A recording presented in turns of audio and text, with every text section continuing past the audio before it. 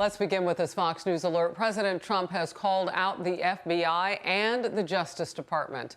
In his very first interview since Election Day, he told Mario Bartiromo on Sunday Morning Futures the DOJ is, quote, missing in action on his claims of election fraud, which courts in multiple states have dismissed. No comment yet from the Justice Department. A senior FBI official told Fox News there is no blanket investigation of voter fraud as of today, but if appropriate evidence presents itself, the Bureau would look at it.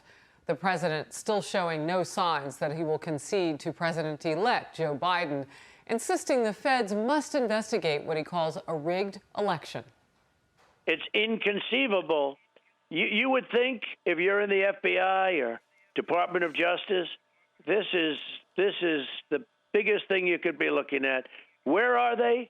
I've not seen anything. I mean, they just keep moving along, and they go on to the next president.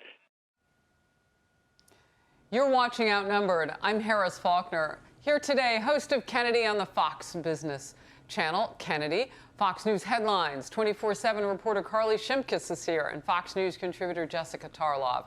Joining us today in the center virtual couch seat, Fox News political analyst and host of One Nation on Fox Nation, Lawrence Jones.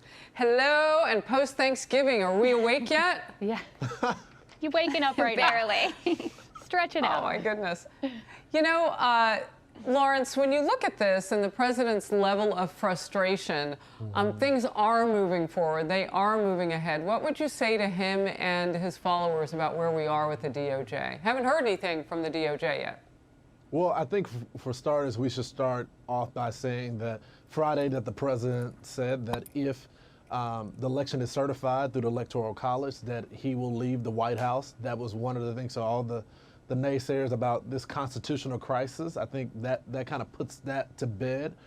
But I do think that the burden now is on the president's legal team to come up with a case. I mean, you've even seen people like Rush Limbaugh that is frustrated with the legal team because they came out with so many claims, but it really hasn't cut the mustard when it comes to our legal process. So I think if I could say anything to the president's supporters is that put pressure on the legal team to actually get a case in front of a judge that is credible. I mean, there is no doubt that there is voter fraud. The question is, was there enough of voter fraud to overturn this election? And right now, based on the facts that we know, it's not enough of that. Well, in Kennedy, there is always something. You're talking about human beings, you're talking about inanimate objects. It's not that these things never happen or are found. It's just that now we are so forensically focused on them. The point, though, is there enough of what is found to make a difference? Anytime you are changing votes or suppressing votes, I think that's enough for at least a local investigation. And I think Lawrence is absolutely right. And that's why you're seeing frustration from some conservatives, because as far as they're concerned, they're like, yes, we are all in. We are behind you. We want to see what really happened. But they also want to see the evidence. They want to see this legal team put up. And, you know, you saw the legal team distance themselves from Sidney Powell after she made some outrageous claims. And there's also the disparity between what his team is claiming in public press conferences and the evidence that they're putting before judges. And the evidence they're filing in these court briefs, it's pretty mild in comparison, and still that by and large, many of those are being dismissed. So there could be different local avenues to investigate this, and investigate it shall be. You know, Carly, I'm looking at my notes today for the agenda items, and one of the things that we will see later on today is that there is a meeting of Arizona House and Senate members who are doing exactly what Kennedy is talking about. They're taking a look at potential fraud and other, you know, really what's in the system on a local level. We're told that the Trump legal team, Jenna Ellis and Rudy Giuliani, the legal team for the Trump campaign, will join virtual. And that's in the next couple of hours or so. So, I mean, this is going on in some areas at the local level.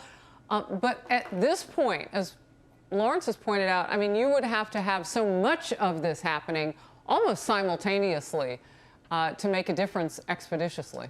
Yeah. I spoke to a constitutional law expert earlier this morning on Fox and Friends First, Mark Smith, very smart guy, and he pointed out that the court system, in his perspective, hasn't treated President Trump and his legal team fairly because a lot of the evidence that they need is currently in the hands of the people that the legal team are suing, the county and state election leaders. So according to him, it would be up to the courts to sort of force their hands to give that supposed evidence, if there is any, on over to the Trump legal team, and that hasn't happened yet. But during his conversation with Maria Bartiromo, President Trump did say that he is going to use 125% of his energy to continue to contest this election. So while Joe Biden is getting those classified briefings now and he's filling out his cabinet, President Trump and his supporters are still very much in this fight. Like you said, it does boil down to having enough evidence to be able to overturn this election, which will definitely be a tall task. They have already proved election irregularities in terms of, several thousands of votes that weren't counted in Georgia, but they definitely need more than that for him to be able to succeed in any significant way. Jessica, you can look at how the media in some places have covered what's going on right now, really not leaving a lot of room for all of us to go forward as one, as a nation. And sometimes that takes, as you and I both know, respecting both sides. It's what we do on the show every day and listening to people. Joe Biden, though, had a word for the process and called those who are supporting the president, called those kind of in the food chain of government on that side of the aisle as being sincere as they move through the transition. Do you think maybe that could spread? I'm sort of being facetious, but wow. I totally agree with you about the importance of people treating each other with respect and acknowledging that folks' feelings are real. Now, they may have been fed a bunch of lies about this, and that's what Brian Kemp is talking about, the governor of Georgia, who now President Trump has gone after, even going so far as to say it was a mistake to support him a couple years ago when he ran. But he said that people are sincere in their feelings, as you point out, and they have been told that this election was stolen from them, that their votes did not count it, that there were irregularities getting up into the hundreds of thousands, which are the margins that President Trump would need to win by to overturn the result. When you even look at Michigan, where Joe Biden won by 12 times the margin that Trump did in 2016.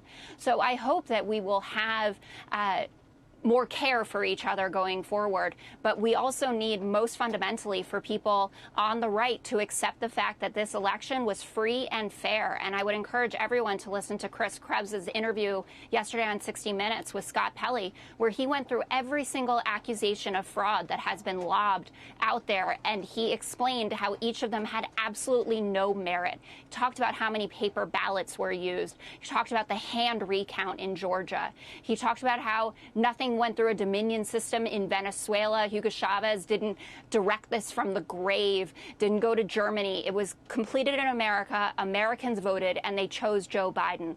And the right needs to accept that.